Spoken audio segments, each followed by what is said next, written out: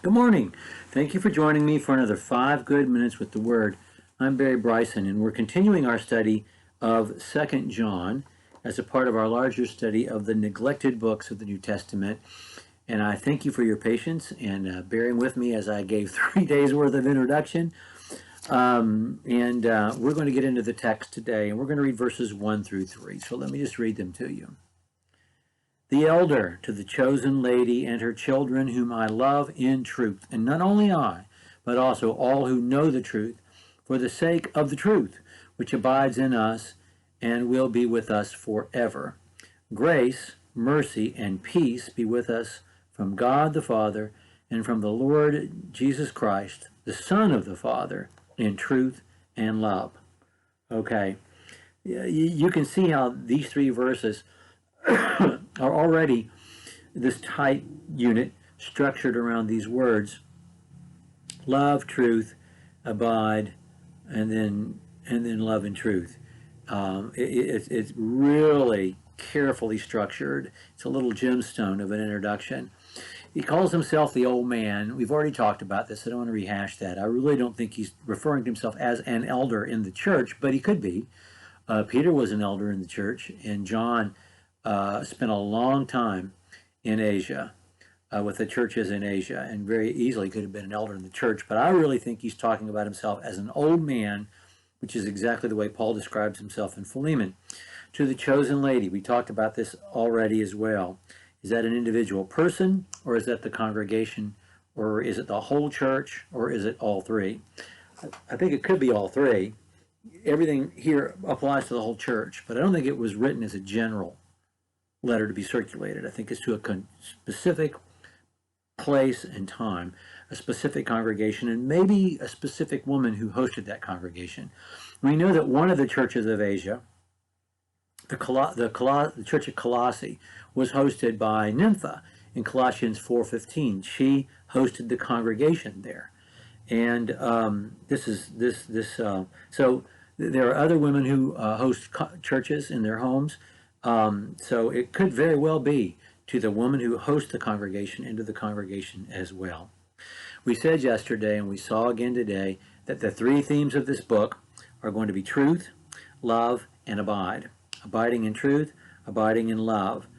And that the whole book revolves around not only those 3 themes, as a triangulating way to identify or to find your place, but also structured around those 3 words which are used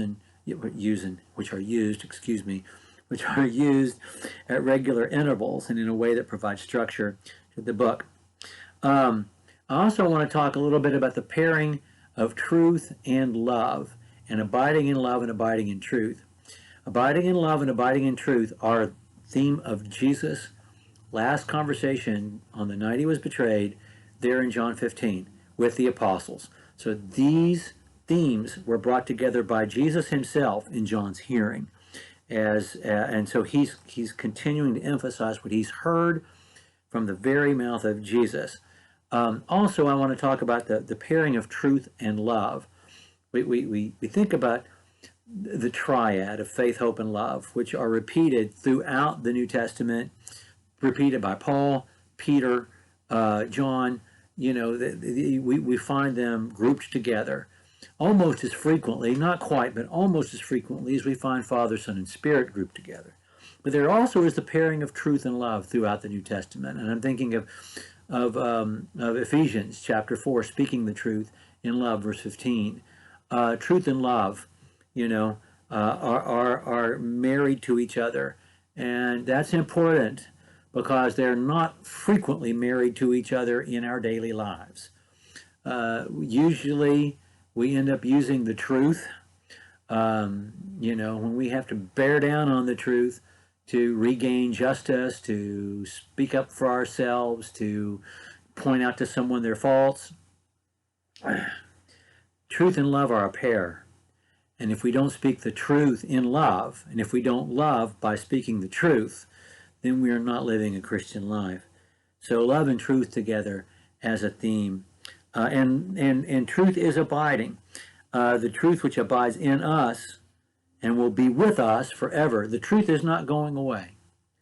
No matter how much under attack it is, no matter how many lies are told, how it is distorted by people who have wandered out of orbit, doesn't change the facts. The truth is established for all time.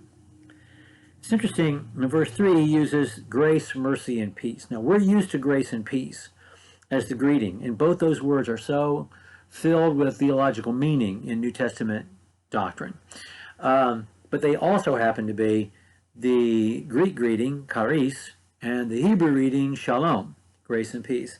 And so it just serves so many purposes. But in some of these passages, in some of these letters, and we had it in, we have it in 1st and 2nd Timothy. Paul uses it, and Jude uses it in Jude. Grace, mercy, and peace be with us. He doesn't say be with you. This is unique here. Be with us. He's including himself in this blessing that he's offering from God the Father and from Jesus Christ, the Son of the Father, in truth and love. So he goes out of his way to double identify Jesus. And I think that has to do with the false teaching that he's dealing with. But I want to talk about grace, mercy, and peace. And it's intrigued me for so long why grace, mercy, and peace are used in those instances. And because the addition is significant, and I haven't figured it out. And having admitted that, I know I'm going to get lots of emails because I know a lot of you will have figured it out and will tell me what it is. I still haven't figured out exactly the significance of grace, mercy, and peace. But I do want to say this. Mercy and grace, we often use them as interchangeable terms, and they're not. They're not. They're part of the same phenomenon, but they're not the same thing. Mercy is that which God feels and then shows. Grace is the gift that he bestows.